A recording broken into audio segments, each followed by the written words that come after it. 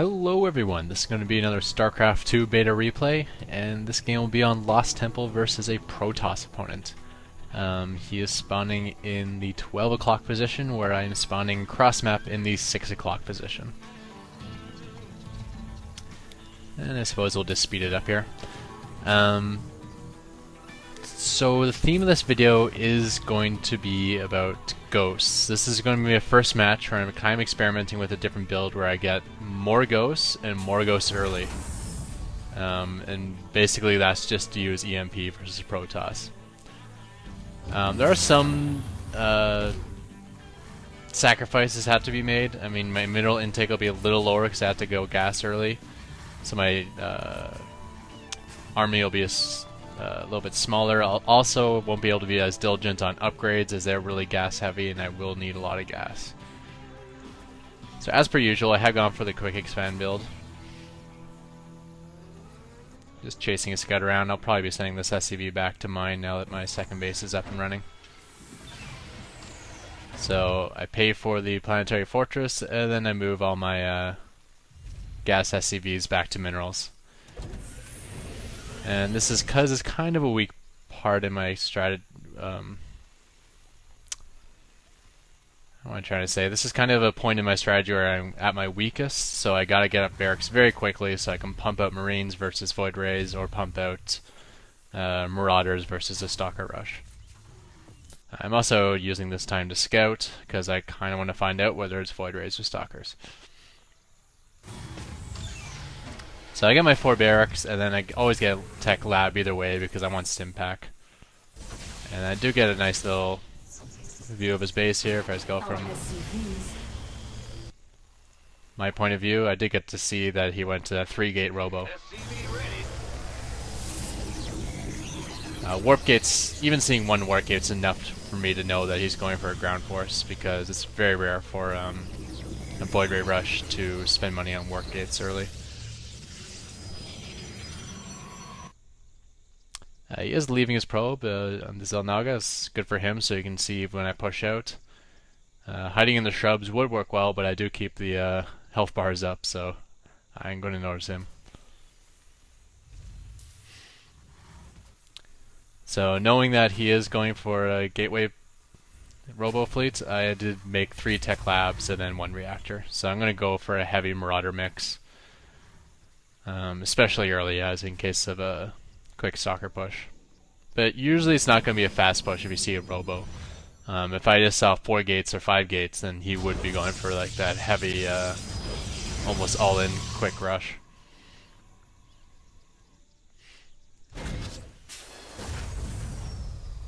So you do notice that my expansion has both gas up and fully mining, and that I'm kind of pooling up gas at this point even though I'm low in minerals.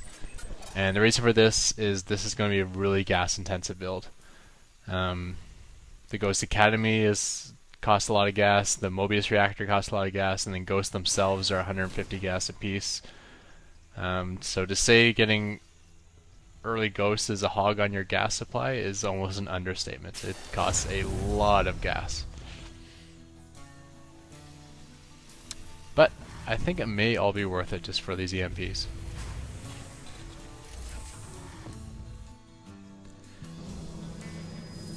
Now you've seen my previous video where I've thrown down like these massive EMPs where I catch like 12 Templar or something in 1 EMP and just take them right out of the game.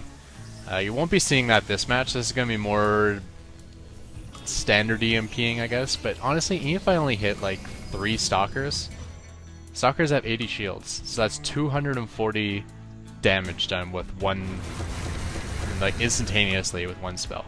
And that's like worst case scenario. So at this point he is building a proxy pylon at the Xel'Naga, and he'll probably be going in for a push now that he has an Immortal. I make a huge error here. I guess I'll talk about the battle first. I fleed south, only 1 Marine survived that. These guys had to flee east because of the walling. And then here I just stim and run. This is kind of just save what I can. But again, good shielding again, and he traps 4 of my Marauders, 4 40s he kills. So what I did was I moved out to destroy these rocks here. Whenever you do that, you want to make sure you clear the Xel'Naga first. Because I did get trapped out of position.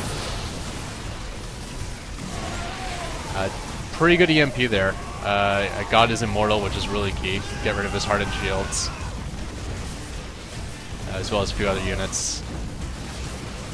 And after getting dominated in the first battle, I returned the favor. Again, Planetary Fortress living up to its reputation and saving my butt. And really turning the tides here. I think I threw down another EMP, not so effective because some of these Stalkers didn't have many much shields to begin with. Fortunately, this Stalker was able to escape with a mere 10 hit points. And now I can finally clear out this destructible rocks, because I do have a command center ready to float over.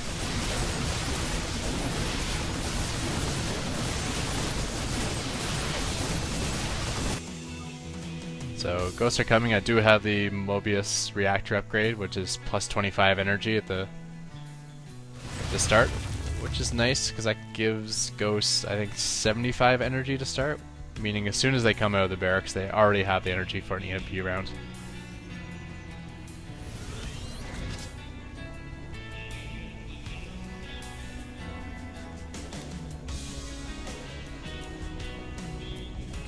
So Protoss has already taken his third. If we bring up the income, I'm still a little ahead just because I have a higher harvester count, and he hasn't really saturated this base as quickly as he could have. But yeah, this is going to even out, and Protoss may even take a slight lead. Although I am taking my third as well. I do have it spotted with my factory here. In fact, he's spotted my factory as well. So I know he's expanded, and then I'm keeping an eye on these two bases with the Marine.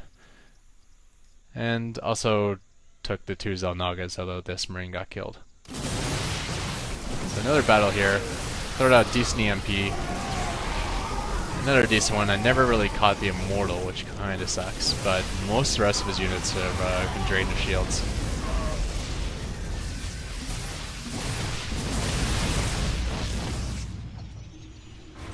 Definitely had an army size advantage for that fight, and I still got another 30 supply on him.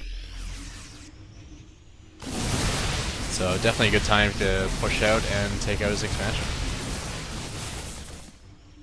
I think if he tries to counter, I should have enough units coming out of my barracks in combination with the fortress. So instead he tries to save his expansion, which I think is equally as fruitless.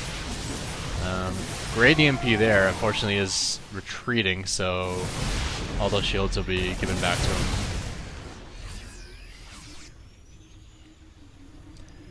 him. I actually have a much better way to micro EMPs and ghosts, but I don't do it this match, and I'm going to save it for another video. I'm going to do a video basically on all sorts of micro that can be done with the this MMM bio ball. And one will include the what I think is the most effective way to use ghosts, where it's actually easier micro, and I even think more effective. So better in both ways. So at this point, I'm pretty sure I got the game in hand. I've taken out his third. I got my third saturated. I got good 7 barracks. 1, 2. Yeah, 7 barracks, and I'm still pooling up resources. So throwing down another command center to expand once again. Probably throw up a couple more barracks. And this guy's in a little trouble. I throw a ghost in the high ground just so I can kind of EMP from behind. That's not the micro I was talking about, but it's kind of effective as well. Second EMP there was awesome. I hit both of his immortals, so all the hardened shields are gone. Pretty good walling off here. He did get me separated, but I just have way too big of an army advantage. And yeah, that's my basic build with earlier ghosts. Just to recap, once you got your first 4 barracks down, like once you got your planetary fortress and your 4 barracks down, you kind of want to get the gas production going to the max as soon as possible. So I get my SCVs back on gas, get it mining quickly, and then add my gases fairly quickly at my expansion as well, and get them fully mining. And that will make you pull up gas early on, but don't worry, you will be able to spend it quite quickly once you're able to make ghosts, because ghosts are gas hogs, costing 150, 150. So if I switch my income, you can see I usually bring in like 2 to 3 minerals for every 1 gas, but for ghosts you're spending 1 gas for every 1 mineral, so it's good to have gas stockpiled up for that reason. Alright, so that's the end of this video. Thanks everyone. Bye.